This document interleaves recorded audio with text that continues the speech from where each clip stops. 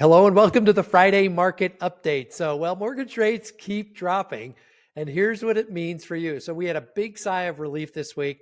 Mortgage rates have continued their downward trend, now sitting at 6.74%, according to Mortgage News Daily. And that's down from 7.2%, 7.26% in mid January. And even better, FHA and VA rates are now approaching 6%. They're not there yet, but they're getting closer. So this is huge news for buyers, especially as we head into the spring market. The monthly savings on a $400,000 loan, it's been about $140 less than it was on January 13th. So that's a real difference when it comes to affordability.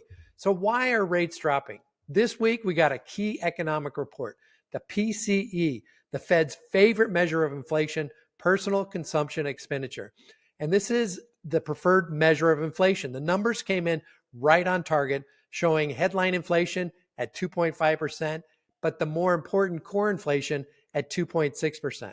And since inflation and jobs dictate mortgage rates, this report was a win. We were kind of holding our breath this week, hoping that it wasn't a surprise. So higher inflation typically pushes rates up, but this time we got through this without any damage. So in fact, rates are sneakily dropping down little by little over the last few weeks. So what's coming next? Well, next week is another big week. It's jobs week, which means we'll get another key report on employment numbers. We'll get the dreaded BLS report. And unless we see a shocking spike in new jobs, we expect the rates to continue their downward trend. I'm not expecting a big jobs report if you look at all of what's happening. So what else is happening? Federal layoffs. They're increasing everywhere, but we won't really see, I think, the full impact for a few months until everything settles out. But that, I think, is going to temper the economy for a while, as people are going to hold back a little bit on what they do from a spending standpoint. And a weaker job market often leads to lower mortgage rates. Now, many businesses that rely on government contracts may also start pulling back. So at the same time, consumer spending has slowed this month, and people are actually saving more. So they're like, ooh, boy, maybe I should stop spending a little bit and save a little bit. So that may sound like a good thing, but it's also a sign that people are feeling a little bit less confident about their own personal finances and the economy. So are consumers really in a strong position right now? There are definite hidden signs and weaknesses beneath the surface. Number one, credit card delinquencies that are 90 plus days have surged. Auto loan delinquencies jumped 7% just last month. The credit card debt is sitting at 1.2 trillion, and more people than ever are only making minimum payments. So if these trends continue, we could see the economy slow down, inflation cool off, and mortgage rates drop even further. So when will the buyers actually jump back in? Here's what we know. Buyers wait for headlines. They wait to see what's going on. And when they see the headline, they go, ooh, it must be time to go. So when they see the lowest rates in 4 months, that's when they might start moving. And history tells us the magic number is 6%. We saw that last year when the conventional rates got down close to that. We saw a surge in activity. Right now, the FHA and VA rates are already flirting with 6%, which means we're getting close to the moment where buyers wake up and say, okay, it's time. So it may not get down to 6%, but if we get to 6.5%, I think we're going to see a bunch of people jump in. So why is there a window of opportunity for now for the buyers? Well, sellers are starting to feel the shift. Homes are taking longer to sell.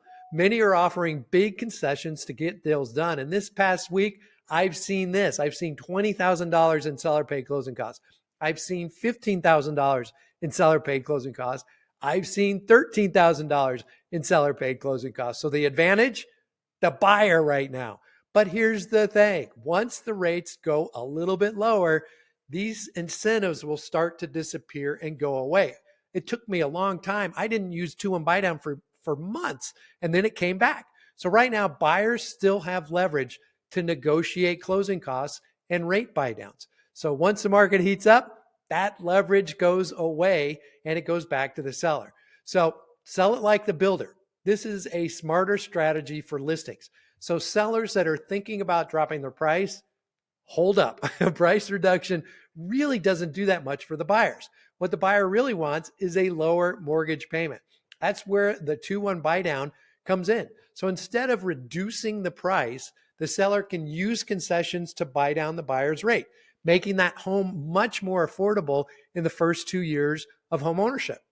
We will help with the cost of that, making it a win for both the seller and the buyer. So if you've got a listing sitting on the market, it's been on the market 30, 45, 60 days, let's talk. Before you make a price reduction, let's talk about potentially offering in the MLS remarks a 2-1 buy down. So I can walk your clients through the numbers so they understand why this strategy can really work with